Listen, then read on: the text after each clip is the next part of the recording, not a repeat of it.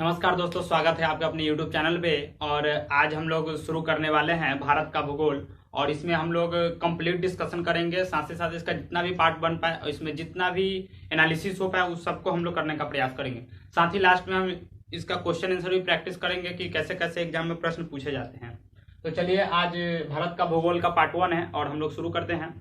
और मेरे YouTube channel का नाम GS विथ अमन है। तो चलिए, आज हम लोग शुरू करते हैं। देखिए, इस भारत का भूगोल में हम लोग आज जो कवर करने वाले हैं वो आपका क्षेत्रफल होगा, अक्षांश, देशांतर, दूरस्थ बिंदु, विश्व के परिप्रेक्ष्य में जो हम भारत को देखेंगे। उसका भारत में कर्क रेखा की क्या स्थिति है, भारत से सटे पड़ोसी देश क्या है, और भारत में समय यानी कि मानक समय यानी कि इंडियन स्टैंडर्ड टाइम, तो वो कहाँ है और कहाँ से गुजरती है। तो चलिए, ये आपका भारत का नक्शा है।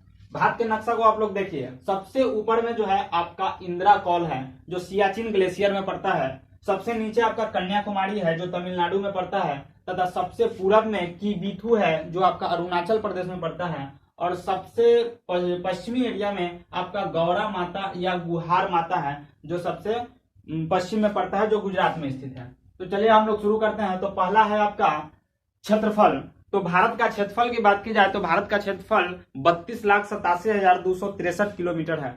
32,87,263 किलोमीटर है। लेकिन कभी कभी प्रश्न ऐसा भी आ जाता है जहां पे ये पूरा नहीं लिखे, 32.8 लाख ही लिखा रहता है। तो यह भी आप लोग समझ सकते हैं कि भारत का क्षेत्रफल 32.8 लाख किलोमीटर है, या 32,87,263 किलोमीटर।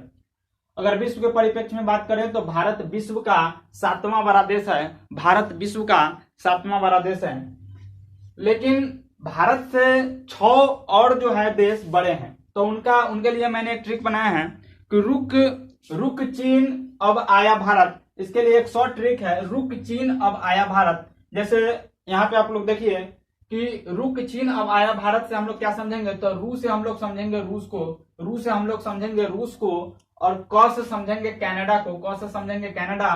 3 नंबर पर आपका आ जाएगा चीन, अ से समझेंगे अमेरिका, ब से आपका ब्राजील, आ से हो जाएगा आपका ऑस्ट्रेलिया, और लास्ट में 7वां नंबर पर आ जाएगा भारत। फिर से देखिए, रुक चीन अब आया भारत। ये भारत से जो 6 देश ऊपर हैं क्षेत्रफल की दृष्टि से, उसके लिए ट्रिक है कि रुक चीन अब आया भारत। सबसे पहले हम लोग रू से समझेंगे रसिया को, क से समझेंगे कनाडा को, चीन से समझेंगे चीन, और अ से अमेरिका, ब से ब्राजील, आ से ऑस्ट्रेलिया, और 7 नंबर पर आपका आ जाएगा भारत। यानी रुक चीन अब आया भारत, या भारत से जो 6 देश बड़े बड़े हैं उसके लिए यह सूत्र है। अगला हम लोग फिर देखते हैं अक्षांशीय और देशांतरीय विस्तार। अक्षांश और देशांतर का वीडियो पहले ही यूट्यूब पे पड़ा हुआ है, उसको आप लोग देख लीजिएगा। यहाँ पे समझिए कि अक्षांशीय विस्तार क्या है। तो अक्षांशीय विस्तार भारत का जो है, पहले हम लोग थोड़ा समझ लेते हैं अक्षांश क्या है। तो अक्षांश क्या है कि पृथ्वी पर भूमध्य रेखा के समानांतर खींची गई रेखा। आप लोग वो वीडियो जरूर देख लीजिएगा। पृथ्वी पर भूमध्य रेखा के समानांतर खींची गई रेखा को हम लोग अक्षांश कहते हैं, और पृथ्वी के उत्तरी ध्रुव को दक्षिणी ध्रुव से मिलाने वाली रेखा को हम लोग देशांतर रेखा कहते हैं। देशांतर रेखा में हम लोग बोलेंगे कि पृथ्वी के उत्तरी ध्रुव से दक्षिणी ध्रुव को मिलाने वाली रेखा को हम लोग देशांतर कहते हैं। और अक्षांशीय विस्तार किसको कहेंगे, अक्षांश रेखा किसको कहेंगे, तो जो भूमध्य रेखा के समानांतर होती है। तो अक्षांश रेखा समझ गए। तो अक्षांशीय विस्तार भारत का जो है 8 डिग्री 4 मिनट से 37 डिग्री 6 मिनट। यहाँ पे देखिए 8 डिग्री 4 मिनट, यानी कि सबसे यहाँ पे आ जाएगा आपका 8 डिग्री 4 मिनट, 8 डिग्री 4 मिनट से 37 degree 6 minute, 37 degree 6 minute, 8 degree 4 minute से 37 डिग्री 6 मिनट। यह भारत का आपका अक्षांशीय विस्तार है। अक्षांश का मतलब जो ऐसे बिल्कुल ऐसे खींचा गया है ऊपर की ओर, यानी कि यह भूमध्य रेखा के समानांतर है। देशांतरीय विस्तार कितना है, तो यहाँ पे पश्चिम से पूरब की ओर खींची गई रेखा है। तो पश्चिम से पूरब की ओर कौन सी रेखा खींची गई है, तो पश्चिम से पूरब की ओर यहाँ पे पश्चिम में, सबसे पश्चिम में आपका गौरा माता है, और सबसे पूरब में जो है आपका कीबीथू है। तो ये हो गया आपका। तो देशांतरीय विस्तार क्या हो जाएगा, यहाँ पे आपका हो जाएगा 68 डिग्री 7 मिनट, 68 डिग्री 7 मिनट से लेकर के 97 degree 25 minute, 97 degree 25 minute Bharat का देशांतरीय विस्तार 68 डिग्री 7 मिनट से 97 डिग्री 25 मिनट तक है। अब हम लोग समझते हैं दूरस्थ बिंदु। दूरस्थ बिंदु क्या होता है कि भारत में वैसा भूभाग जो भारत के क्षेत्रफल में सबसे दूर स्थित है, यानी कि उत्तर में होगा तो सबसे दूर, दक्षिण में होगा तो सबसे दूर, यानी कि सबसे अंतिम बिंदु कह सकते हैं, सबसे लास्ट छोर। तो भारत का जो सबसे उत्तरी बिंदु है, भारत का जो सबसे उत्तरी बिंदु है वो आपका इंदिरा कॉल है। लेकिन यहाँ पे यह समझना है कि भारत में उत्तर की ओर, यानी कि भारत के उत्तर में जो है आपका हिमाचल प्रदेश है। भारत के उत्तर में आपका हिमाचल प्रदेश है। आप लोग यह ना कहिएगा कि भारत के उत्तर में आपका यहाँ पे ये हो जाएगा, क्या बोलते हैं, जम्मू कश्मीर। जम्मू कश्मीर नहीं होगा। जम्मू कश्मीर 31 अक्टूबर 2019 से पहले था, जब धारा 370 नहीं लगा था। लेकिन जब से धारा 370 लग गया, उस समय से जो है, उस समय से भारत के उत्तर में स्थित राज्य कौन है, तो हिमाचल प्रदेश है। उसके बाद दक्षिण में आ जाएगा आपका सबसे तमिलनाडु, उसके बाद पश्चिम में आ जाएगा गुजरात, और पूरब में आ जाएगा अरुणाचल प्रदेश। चित्र में देखिए, सब भारत के नीचे आपका यहाँ आ जाएगा तमिलनाडु। ये आपका तमिलनाडु पड़ता है, जो कन्याकुमारी उसमें पड़ रहा है। दूसरा आपका है दक्षिण में ये हो गया। उत्तर में आपका ये है, आपका यहाँ पे हिमाचल प्रदेश, ये आपका है हिमाचल प्रदेश। और पश्चिम में आपका गुजरात है। गुजरात आपका ये एरिया हुआ। और सबसे पूर्वी एरिया आपका ये हुआ आपका, इसको हम लोग बोलते हैं अरुणाचल प्रदेश। फिर समझते हैं हम लोग दूसरा चीज की उत्तर से दक्षिण की दूरी कितनी है। तो यहां से यहां तक की दूरी जो है, ये वाला आपकी दूरी, ये आपका 3214 किलोमीटर है। 3214 किलोमीटर। और ये दूरी जो है, ये दूरी आपका जो है, ये दूरी जो है, ये आपका पड़ता है 2933 किलोमीटर। 2933 किलोमीटर।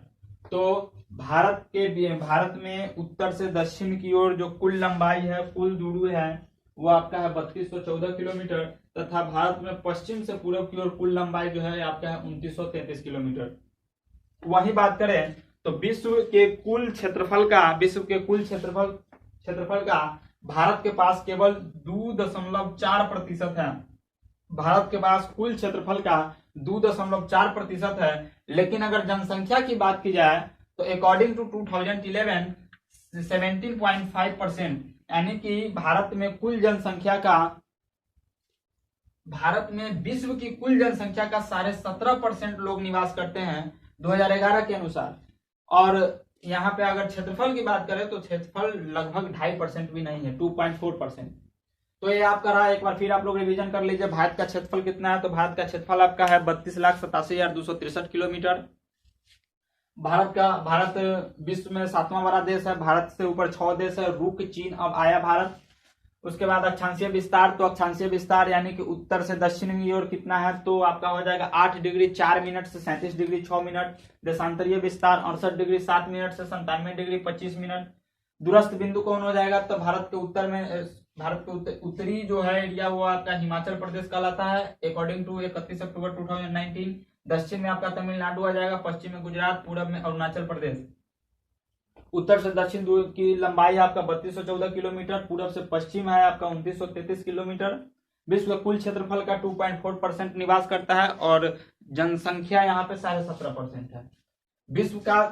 भारत का सबसे दक्षिणी छोर जो है आपका कन्याकुमारी कहलाता है। भारत का सबसे दक्षिणी छोर कन्याकुमारी कहलाता है, जो तमिलनाडु में पड़ता है।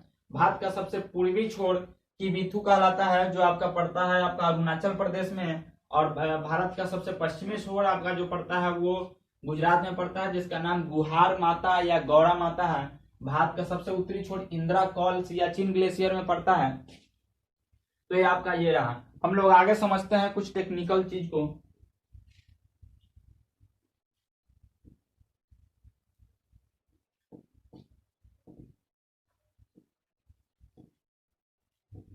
देखिए, कल हम आपको बताए थे कि अक्षांश और देशांतर क्या है। तो अक्षांश और देशांतर निकालते कैसे हैं, भारत अक्षांश और देशांतर में क्या स्थिति रखता है, उसके बारे में हम थोड़ा बात करेंगे। तो देखिए, जैसा कि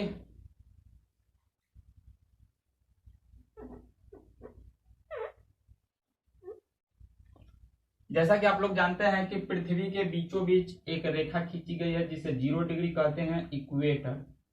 इसे हम लोग इक्वेटर कहते हैं या इसे हम लोग विषुवत रेखा के नाम से जानते हैं, विषुवत रेखा के नाम से जानते हैं। उसके ऊपर एक 23.5 डिग्री से रेखा गुजरती है जिसका नाम है आपका कर्क रेखा। नीचे 23.5 डिग्री पर एक रेखा गुजरती है जिसका नाम है आपका मकर रेखा। तो विश्व में भारत की जो स्थिति है वो बिल्कुल कर्क रेखा के बीच में है, यानी कि कर्क रेखा भारत के जो है मध्य से होकर गुजरती है। आप ऐसा समझ लीजिए कि ये भारत के बीचों बीच से कर्क रेखा गुजरती है 8 राज्यों से। ये अगला टॉपिक में बताएंगे। तो यहाँ पे भारत के बीचों बीच से रेखा गुजर रही है कर्क रेखा। फिर हम ऊपर बताए थे कि 66.5 डिग्री से एक रेखा गुजरती है जिसका नाम है आर्कटिक रेखा, और 66.5 नीचे आ जाइएगा तो ये होता है अंटार्कटिक रेखा।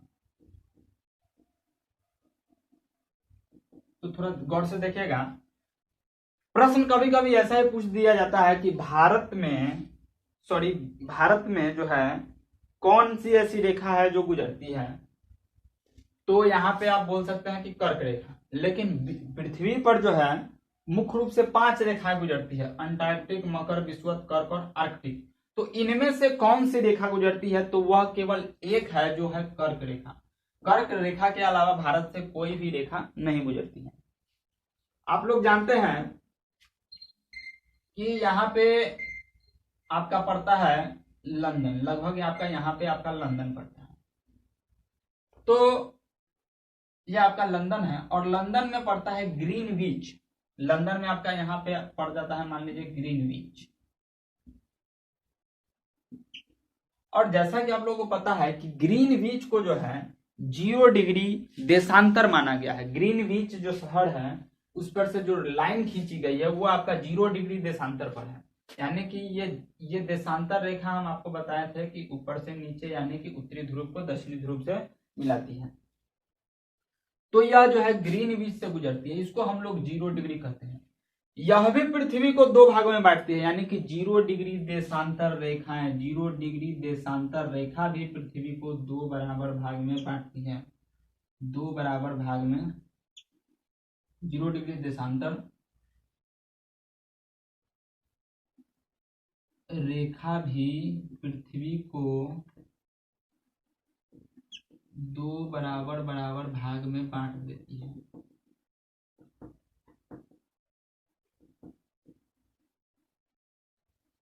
यह आपका 0 डिग्री देशांतर है, यह भी जो है 2 बराबर पृथ्वी में 2 बराबर पृथ्वी को जो है बांट देती है।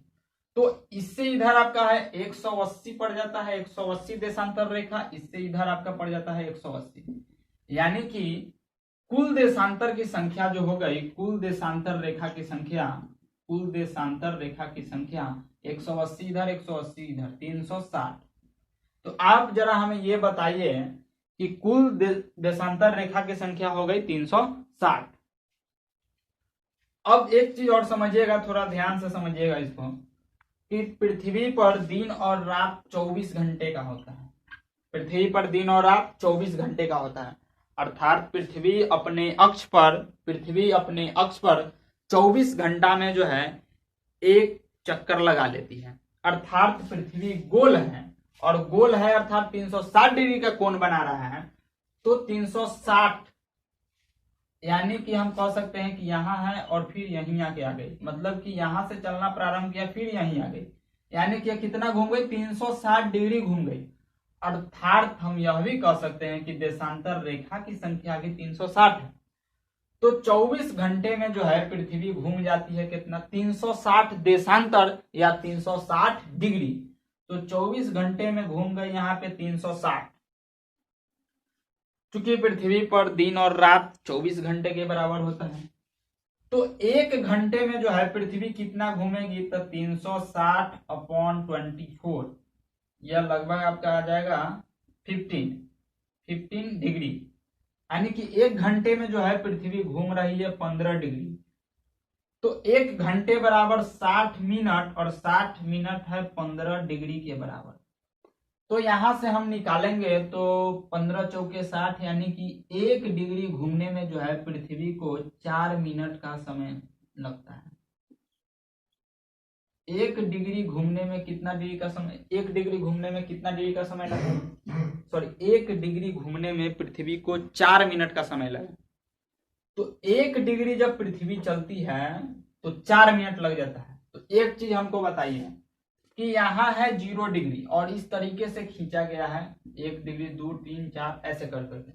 तो भारत के बीचों बीच से IST गुजरता है जिसका नाम है IST, जगह भी नहीं है, IST का मतलब होता है Indian standard time, Indian standard time. तो जैसा कि मैंने फर्स्ट वीडियो में बताया था कि भारत के बीचों बीच से जो रेखा गुजरती है, जो इंडियन स्टैंडर्ड टाइम है, वो है आपका 82.5 डिग्री पर, 82.5 डिग्री पर। आप ऐसा भी करके देख सकते हैं कि 68 डिग्री 7 मिनट यहाँ है, 97 डिग्री 68 डिग्री 97 डिग्री, दोनों को जोड़ के 2 से भाग दीजिएगा तो लगभग आपका आएगा 82.5 डिग्री के बराबर ही। तो भारत का जो इंडियन स्टैंडर्ड टाइम है वो 82.5 डिग्री है, अर्थात 0 से 82.5 डिग्री तक है। अर्थात इसकी कुल दूरी हम कह सकते हैं कि 82.5 डिग्री देशांतर तक है, 82.5 डिग्री देशांतर तक था। तो हम थोड़ा इसको मिटाना चाहते हैं, इसको मिटाते हैं। देखिए तो 0 डिग्री यहाँ पे ग्रीनविच शहर था और ग्रीनविच से हम लोग 82.5 डिग्री आगे हैं, अर्थात इंडिया का जो स्टैंडर्ड टाइम है वो 82.5 डिग्री आगे है। और 0 डिग्री देशांतर टाइम को हम लोग प्रधान टाइम भी कहते हैं, मुख्य टाइम भी कहते हैं, इसको हम लोग GMT बोलते हैं, GMT। इसका फुल फॉर्म होता है Greenwich Mean Time, Greenwich Mean Time, प्रधान या उत्तर रेखा 0 डिग्री। इसको हम लोग UTC के भी नाम से जानते हैं। और UTC GMT में भी कुछ लफड़ा है जो हम कभी नेक्स्ट वीडियो में बताएंगे, लेकिन थोड़ा देर के लिए जान लीजिए कि GMT वह देश प्रयुक्त करते हैं जो ब्रिटेन के गुलाम थे और UTC वह देश प्रयुक्त करते हैं, अर्थात UTC वह देश मानते हैं जो ब्रिटेन के गुलाम नहीं थे। तो UTC भी होता है और GMT दोनों एक ही हैं। तो यहाँ पे यह समझ लीजिए कि 0 डिग्री को हम लोग GMT या UTC बोलते हैं और उससे भारत की स्थिति 82.5 डिग्री आगे है। तो जरा ये बताइए कि 82.5 डिग्री आगे है तो अर्थात जब यहाँ पे 0 डिग्री में लंदन में 0 डिग्री होगा तो भारत में इतना होगा। मान लीजिए कि भारत 0 डिग्री पर लंदन में 5 बजा है तो इंडिया में कितना बजेगा, क्योंकि अंतर तो इतना 82.5 डिग्री का है तो कैसे पता चलेगा। तो यहाँ पे हम लोग समझे हैं कि 1 डिग्री पृथ्वी चली है तो 4 मिनट लगा है। तो यहाँ से चलिए एक ही नियम से कि 82.5 डिग्री चलेगी तो 1 डिग्री में लगा था 4 मिनट, तो 82.5 डिग्री चलने में कितना देर लग जाएगा। तो आप कर लीजिए 5 चौका 20, 4 दूनी 8, 8 दू 10, 8 चौका 32, 1 33, यानी कि दशमलव के बाद 1 अंक, यानी कि आपका हो जाएगा 330। अब ये आपका आ गया मिनट में आ गया। इसको घंटा में बदलने के लिए 60 से भाग दे दीजिए, कट जाएगा 6 5 30, यानी कि 5.5, यानी कि आपका आ गया 5.5 घंटा, 5.5 घंटा।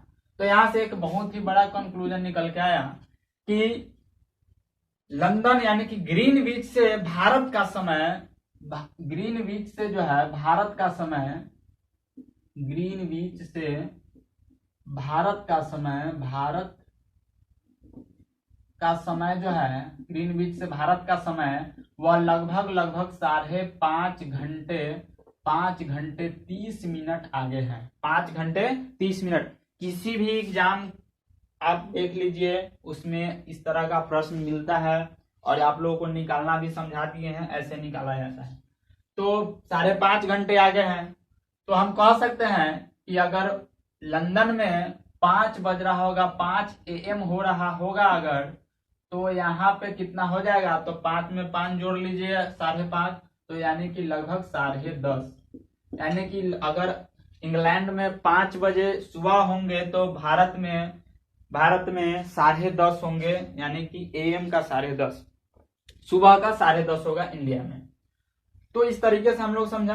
तो यहाँ से एक चीज और समझ में आ रहा है कि अगर ग्रीनविच लंदन के हम लोग पूर्व में चले तो यानी कि टाइम हमारा प्लस में जाएगा, और इसमें अगर पश्चिम में चले तो टाइम मेरा माइनस में जाएगा। अगर यहीं पे अमेरिका का निकालना रहेगा तो अमेरिका का घटाना पड़ेगा, और हम लोगों ने इंडिया का निकाला, फिर आगे हम लोग चाइना के भी निकालेंगे तो उसमें प्लस करेंगे, और म्यांमार का निकालेंगे तो म्यांमार लगभग 6 घंटे का अंतर में आ जाता है। तो इस तरीके से हम लोगों ने समझा कि टाइम कैसे निकलता है और कैसे कैसे यहाँ पे 1 डिग्री घूमने में पृथ्वी 4 मिनट का समय कैसे लगे। तो आई होप आप लोगों को वीडियो समझ में आई होगी। अगर समझ में आए तो कमेंट जरूर करें, चूंकि हमको पता नहीं चल पाता है कि आप लोग समझ पाते हैं या फिर नहीं। आप लोग रिस्पॉन्स नहीं देते हैं तो कमेंट जरूर कीजिएगा, और अच्छा लगे तो चैनल सब्सक्राइब कीजिएगा। तब तक के लिए धन्यवाद।